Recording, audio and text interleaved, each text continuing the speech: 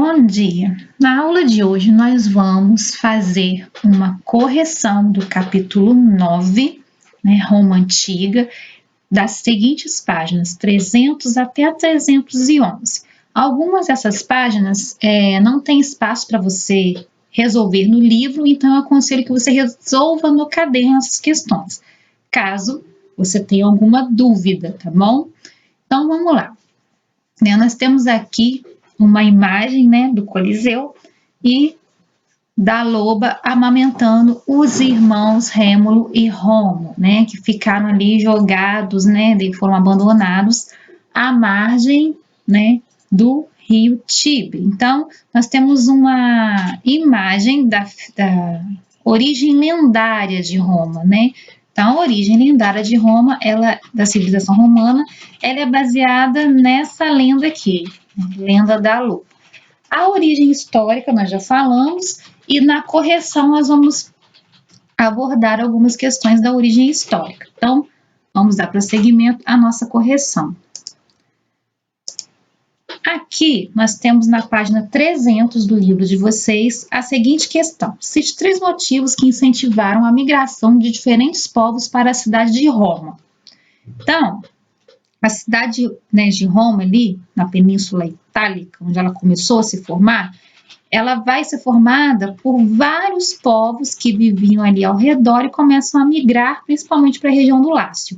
Aí nós vamos ver aqui quais foram os principais motivos. Pediu para citar 3, A resposta está assim, correta. O fato de a cidade ter a proteção natural das montanhas, solo fértil para a agricultura e estar localizada em uma região que facilitava a navegação. Isso mesmo, os romanos, antigos romanos, eles foram uma civilização da antiguidade que eles desenvolveram técnicas militares e técnicas de navegação. Então, uma das coisas que eles foram ali pioneiros, dentre outros povos da antiguidade. Então, vamos para a questão 2. Como estava dividida a sociedade romana no período monárquico? Então, vamos lá. Ela se dividia entre patrícios, clientes, plebeus e escravos. Essa pergunta da questão 2 está na página 301, tá bom? Lá no finalzinho. E aí nós temos que entender que essa divisão de classes em Roma permaneceu durante muito tempo, tá? Não vai ser algo a ser desfeito. Por exemplo, patrícios e plebeus não se davam bem.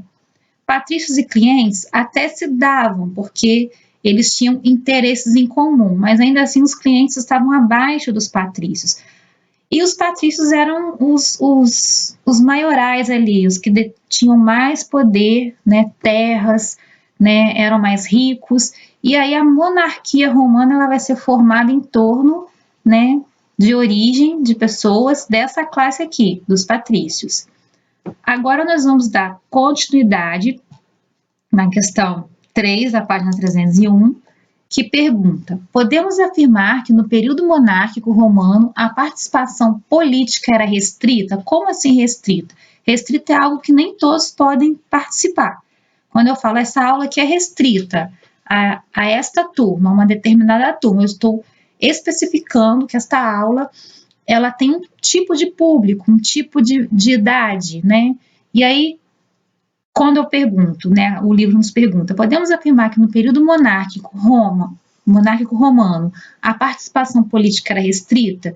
A resposta é sim, pois somente os patrícios podiam participar do Senado e da Assembleia Curiata. Vamos lembrar lá das instituições, romanas, que eram as instituições que auxiliavam o rei nas decisões políticas. Então, vejamos bem, nós temos aqui uma monarquia e, aos poucos, as instituições do período republicano que está por vir começam a aparecer. Então, dando prosseguimento, página 302. O período republicano. O que estava acontecendo na Roma republicana? Como que os reis, os reis romanos, ao todo, segundo a historiografia, nós colocamos em torno de 7 reis. Mas parece que, segundo alguns arqueólogos, já foram descobertos, restos mortais de um possível 8º rei. Então, estão examinando ainda. Por isso que a história está sempre andando. Isso é muito importante a gente ter em mente, né? Já tem até alguns artigos apresentando para a gente aí, quem gosta de estudar sobre povos antigos, que Roma teve ao todo 8 reis e não 7, né? Então, vamos lá. O período republicano, página 302. Lá no finalzinho da página tem a questão 4 e a questão 5. Vamos à questão 4. A República Romana e a democracia ateniense funcionavam da mesma maneira? Não. Por quê, gente? Ainda que o pressuposto fosse o governo ser conduzido pelo povo, quem exercia o poder político na prática da República Romana eram os patrícios, enquanto em Atenas esse acesso era mais amplo. Vamos voltar um pouquinho às aulas de Grécia, né? Nas aulas de Grécia, nós aprendemos sobre a origem da democracia. E a democracia ela surge com os gregos. Os gregos, eles vão ter um sistema oligárquico, aristocrata e a democracia.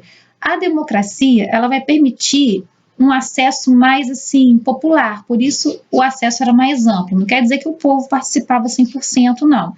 Mas eles tinham mais formas de opinar e de reclamar e de questionar quando um governante estava sendo injusto. Já na República Romana, somente os patrícios podiam ocupar cargos de poder. E isso vai ser um problema no período republicano, tá ok? A questão 5. Os cônsules romanos, durante o mandato, tinham poder absoluto de governabilidade? Então, cônsules era um cargo, ser cônsul era um cargo, né? Então, vamos ver que tipo de privilégios eles tinham, ou se eles não tinham esse tipo de privilégio, né? Algum poder absoluto. Não. 2 cônsules faziam parte dos magistrados. Ainda que eles fossem os governantes, havia diversos funcionários responsáveis por outras áreas, e todos eram eleitos pela Assembleia do Povo e monitorados pelo Senado. Quando a gente fala Assembleia do Povo, parece que o povo participa, né? Não, quando a gente fala de Assembleia do Povo é apenas um nome. Essa Assembleia do Povo, quem participava eram os patrícios, tá bom? Tem esse nome, mas o povo não participava. Estamos ainda na República Romana. E aí agora nós vamos ver a página 304. Questão 6. O expansionismo romano contribuiu para a concentração de terra nas mãos dos patrícios? Ok, vamos tentar entender expansionismo romano. O que significa isso? Significa que aquela região ali do Lácio, da Península Itálica, começou a ser aberta e Roma saiu daquele espaço e começou a crescer, ir para outros espaços. Não é à toa que ela chega a se tornar um império, mas ainda estamos na República. Então a pergunta é: o expansionismo romano contribuiu para a concentração de terra nas mãos dos patrícios? Sim, pois os patrícios eram dotados como assim? Eles tinham poder econômico, eles tinham mais dinheiro e, portanto, podiam adquirir as terras dos plebeus endividados. E aí o que acontecia? O plebeu que se endividava ia trabalhar na terra desse patrício e às vezes chegava à condição de escravo por dívida. Então, o plebeu ele tinha como cair da sua classe, ele saía da classe plebeia e ia para a condição de escravo por dívida. Isso era muito comum na Roma antiga, principalmente no período republicano. Questão 7. Com esse cenário, você considera que a maioria da população plebeia estava satisfeita com o governo republicano? Óbvio que não, né? Uma vez que a população plebeia tinha sua voz limitada ali no governo, somente alguns plebeus enriquecidos tinham acesso à Assembleia do Povo. Aí vocês vão perguntar, mas se é plebeu e enriquece, por que não se torna patrício? Porque divisão de classe social, eles não se misturavam. Inclusive, na classe dos patrícios, só podia se casar quem pertencia àquela classe. Não se casava patrícios com plebeus. E aí nós vamos ter leis que vão ser, colocadas em prática para que os plebeus pudessem subir de posto, se tornar patrícios, como se casando com, para que os patrícios, permanecessem patrícios. Para que os plebeus se tornassem patrícios, eles tinham que se casar plebeu com patrício, tá bom? Se ficou confuso, depois a gente explica melhor. Então, vamos lá. A 7, né? Uma vez que a população plebeia tinha a voz limitada, no governo somente alguns plebeus enriquecidos tinham acesso à Assembleia do Povo, que na verdade eles foram conquistando aos pouquinhos, que do povo participação não tinha nada. Na página 306, nós temos a crise e o fim da República Romana, né? Assim como a monarquia caiu, a República Romana também vai cair, né? Ela vai chegar ao seu fim. É a questão 8, lá no finalzinho da página, está escrito assim, na questão. De que modo a insatisfação popular contribuiu para que os generais alcançassem o poder na Roma antiga? Após séculos de exploração pelos patrícios, os plebeus passaram a apoiar os militares, que além de serem conquistadores de territórios, beneficiavam quem os seguiam, ou seja, fechou ali com os militares, tinha um certo apoio, né? No poder, os militares conseguiram resolver os problemas da população romana? Não.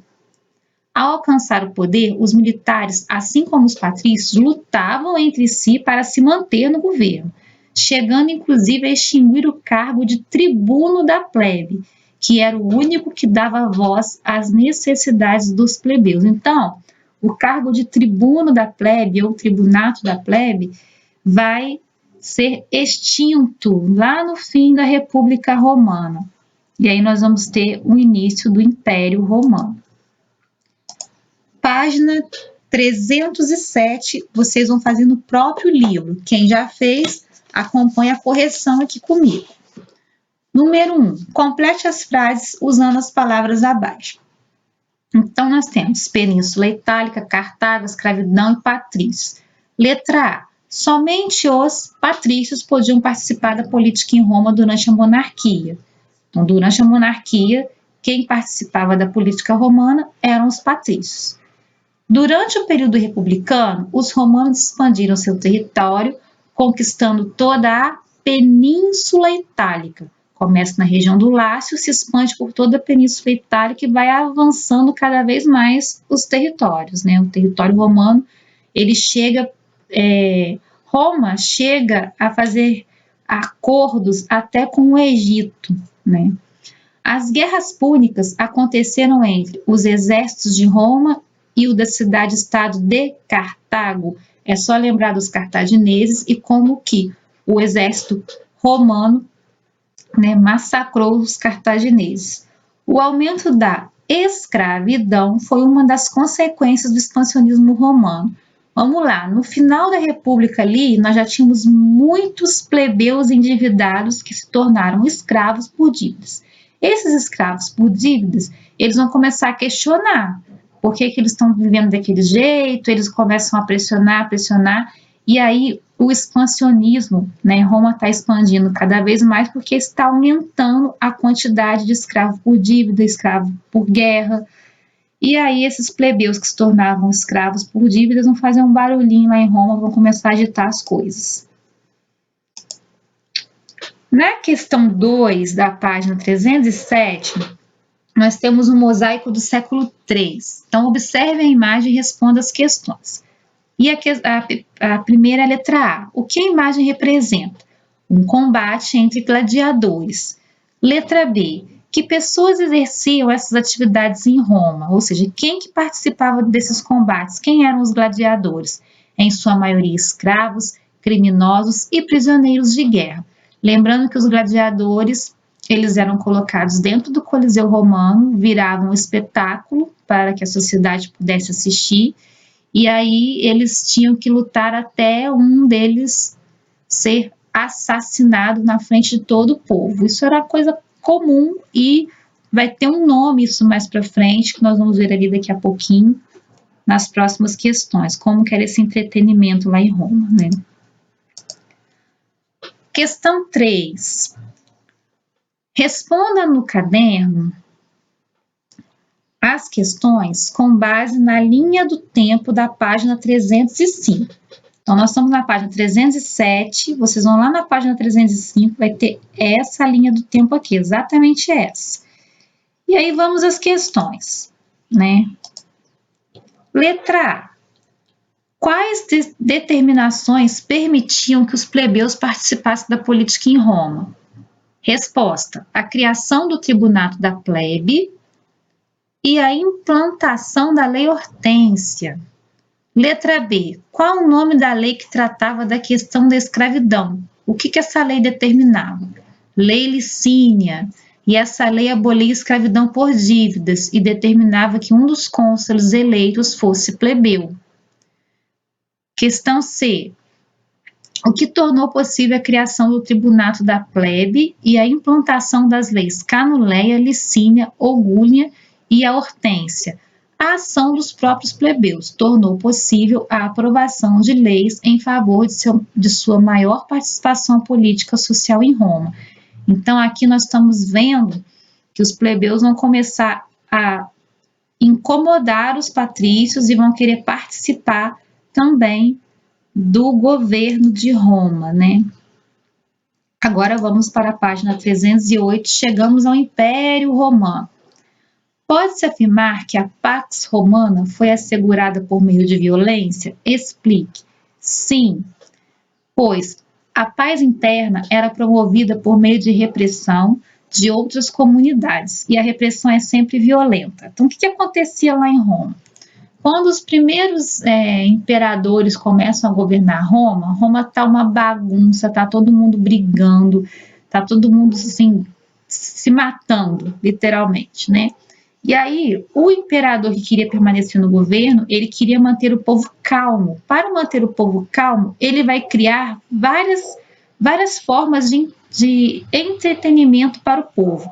A Pax, é assim mesmo que se fala, tá? Aí escreve Pax Romana. Ela não foi um tipo de entretenimento, ela foi como se fosse uma lei, né, que eles colocaram lá, né, que os imperadores começaram a colocar em vigor para que funcionasse, para que contesse a violência da população romana, da civilização romana.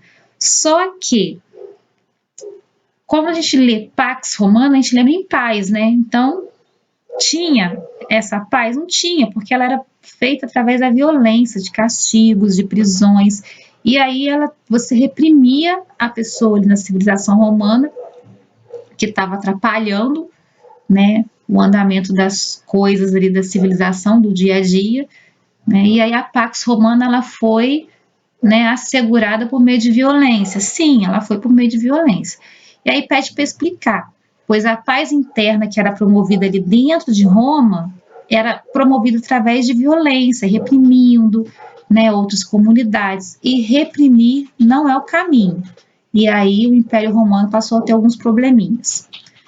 Número 2. Em sua opinião, por que a política do pão e circo foi bem sucedida? Vamos lá. Política de pão e circo. É aquela famosa política onde os imperadores colocavam gladiadores, que eram guerreiros, lutadores, dentro do Coliseu Romano para se lutarem até se matarem, né? E o povo ia para lá e assistia. Ah, tá, isso era o circo armado, era como se fosse um circo, né? E o pão, né, Roma chegou a fazer uma lei para baixar o preço do trigo para que a população mais pobre, né, pudesse ter acesso ao pão, né, ter essa comida. E aí, essa política foi bem sucedida? Você tem diversão e comida, né? Vamos pensar por esse lado. Sim, né? Pois ao serem alimentados e distraídos, os plebeus não se rebelavam contra o Estado. Então, a política de pão e circo foi uma estratégia que os imperadores, aliados a alguns patrícios, juntos ali, eles criaram essa política de pão e circo para manter os plebeus mais calmos, né? E durante um bom tempo deu muito certo. Agora nós vamos para a página 310. Na página 310, nós temos a questão 1, 2. Né? Vamos lá, 310. Questão 1 e 2. Ao tornar-se imperador, agora nós chegamos ao império de fato. Otávio passou a governar Roma sozinho? Não, tá? Na Roma antiga, o título de imperador determinava que Otávio deteria o poder. Lembra lá do triunvirato, primeiro triunvirato, segundo triunvirato que eu expliquei nas aulas passadas? Então, o Otávio, ele foi sobrinho do Júlio César, que pertenceu a um dos triunviratos. E o Júlio César foi assassinado, né, por seus amigos, né, por alguns senadores ali no Senado. Ele é assassinado a facadas, ele recebe várias facadas e é morto. E aí Otávio, ele vai, assume o poder, né, em Roma, e como imperador, jurando vingar a morte do seu tio, né. Só que ele não governava sozinho, né. Como que ele governava? Ele tinha ali as instituições do Senado e da magistratura. Essas instituições, Senado e magistratura, elas vêm da República, mas elas foram mantidas durante o Império. Então a resposta é não. Na Roma antiga, o título de imperador determinava que Otávio deteria o poder, mas não significava que ele governava sozinho. Tanto que as instituições do Senado e da magistratura foram mantidas durante o Império. É isso, tá bom? 2. Cite pelo menos 2 atitudes tomadas por Otávio para amenizar os problemas e as tensões sociais em seu governo: a Pax Romana e a política de pão e circo. Citou essas duas, está tranquilo. Mas vocês podem falar também que ele ampliou estradas, né? Manutenção do projeto de expansão, a construção de obras públicas, o estímulo ao comércio, o patrocínio a artistas e o intercâmbio entre diferentes regiões do Império. Lembra que agora há pouco eu falei que o Império Romano ele chega a fazer acordos com o Egito? Então, é nesse período aí, tá bom? Vamos para a questão 3, da página 310. Com base na imagem a seguir, responda as questões. Então, vocês vão olhar essa imagem aqui. No livro de vocês, ela está mais ampla, né? E está perguntando: a que grupo social pertence a mulher representada na imagem? Marque um X na resposta. Embaixo da imagem do livro de vocês está escrito mosaico romano do século III que representa uma mulher carregando uva. Bom, mulher carregando uva dá a entender que ela trabalha aonde? Na terra, que ela trabalha, é um trabalho servil. Lógico, ela não pertence à classe dos patrícios. Então, a resposta certa, o X a ser marcado, vai ser aqui, ó, no plebeus. Então, ela pertence a essa classe aqui, a classe plebeia, tá? E aí, que elementos da imagem lhe possibilitam responder à imagem anterior? A mulher da imagem está trabalhando sozinha, atitude que não era permitida às mulheres patrícias, pois estas estavam sempre acompanhadas de servas e escravas. Então, as mulheres que pertenciam a essa classe aqui dos patrícios, né, elas participavam da política, não à frente, sempre por trás, nos bastidores, mas elas não podiam trabalhar, elas não podiam fazer nada a não ser auxiliar os seus maridos, filhos, né? Que Roma é uma sociedade, a sociedade romana antiga era patriarcal. E aí a mulher plebeia, ela trabalhava, né? Isso quando ela não acompanhava, não era uma dama que acompanhava uma mulher da classe patrícia, os patrícios. Então, temos aí a resposta da 310. E para fechar o nosso livro, nosso capítulo 9, o que eu estudei na página 311, né? Lá no livrinho de vocês tem página 311, retomando o que estudei. Vocês vão preencher isso aqui na seguinte ordem.